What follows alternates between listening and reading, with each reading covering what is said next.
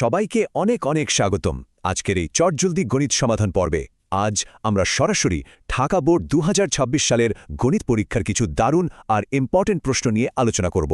যারা আগামী ২০২৭ এবং ২০২৮ সালের এসএসসি বা বোর্ড পরীক্ষার্থী, তাদের জন্য এই প্রশ্নগুলোর প্যাটার্ন আর সমাধান আয়ত্ত করাটাই হলো প্রস্তুতির সবচেয়ে বড় সিক্রেট। বিগত সালের এই বোর্ড প্রশ্নগুলো কেন এত ইম্পর্টেন্ট? আচ্ছা, একটু বিশ্লেষণ করলেই খুব সহজে বোঝা যায় সামনে পরীক্ষায় ঠিক কোন প্যাটার্নের প্রশ্ন আসতে যাচ্ছে। তো মূল আলোচনায় যাওয়ার আগেই একটা ছোট্ট রিমাইন্ডার, পরীক্ষার এমন আরও দারুণ সব শর্টকাট ট্রিক্স আর দ্রুতগতির সমাধান পেতে এখনই আমাদের ইউটিউব চ্যানেলটি সাবস্ক্রাইব করে রাখা হোক, আর সেই সাথে ফেসবুক পেজটিও ফলো করে দেওয়া হোক। ওকে, শুরুতেই ঝাঁপিয়ে পড়া যাক আমাদের প্রথম অঙ্কে। এটা ২০২৬ সালের বোর্ড পরীক্ষার সরাসরি একটা প্রশ্ন।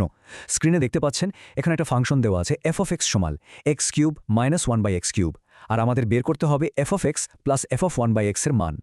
এখন প্রথাগত নিয়মে f(1/x) এর মান বের করে তারপর যোগ করতে গেলে কিন্তু পরীক্ষার হলের মূল্যবান সময় অনেকটাই নষ্ট হবে। তাহলে শর্টকাট লজিকটা আসলে কি? একটু মনোযোগ দিয়ে খেয়াল করলেই দেখা যাবে x এর জায়গায় 1/x বসালে ফাংশনটির মান সম্পূর্ণ উল্টে গিয়ে ঠিক -fx হয়ে যায়। মানে একটা পজিটিভ ভ্যালু আর অন্যটা একদম সেম নেগেটিভ ভ্যালু। তাহলে এই দুটোর যোগফল মুহূর্তেই শূন্য হয়ে যাবে। কোনো খাতা কলম ছাড়াই জাস্ট দেখেই উত্তর বের করা পসিবল। আপনারা কি সঠিক উত্তরটি ধরতে পেরেছেন? ঝটপট কমেন্টে লিখে জানান। দারুণ। এবার দ্বিতীয় বোর্ড প্রশ্নে চলে যাওয়া যাক। এখানে একটা সেট দেওয়া আছে a সমান a, b, c, আর জানতে চাওয়া হয়েছে এই সেটের প্রকৃত উপসেট বা প্রপার সাবসেট সংখ্যা ঠিক কয়টি। অপশানে আছে ৩, ৭, ৮ এবং ৯। পরীক্ষার হলে অনেকেই কিন্তু প্রতিটি উপসেট খাতায় লিখে লিখে বের করার চেষ্টা করেন। এটা কিন্তু একদমই প্রথাগত পদ্ধতি, আর এতে ভুল হওয়ার চান্সও থাকে। এর চেয়ে শর্টকাটটা হলো সরাসরি ম্যাজিক সূত্র ব্যবহার করা। এখানে উপাদান সংখ্যা বা n হলো ৩, আর প্রকৃত উপসেট বের করার সূত্রটি হলো 2n-1।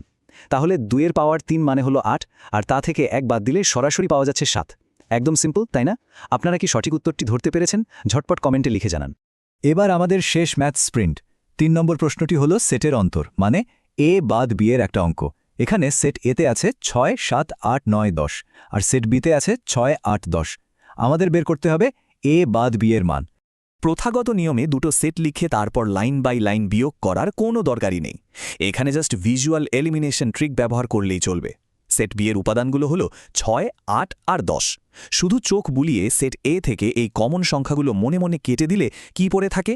হ্যাঁ, শুধু ৭ এবং ৯। কোনো লেখালেখি ছাড়াই উত্তর একেবারে চোখের সামনে।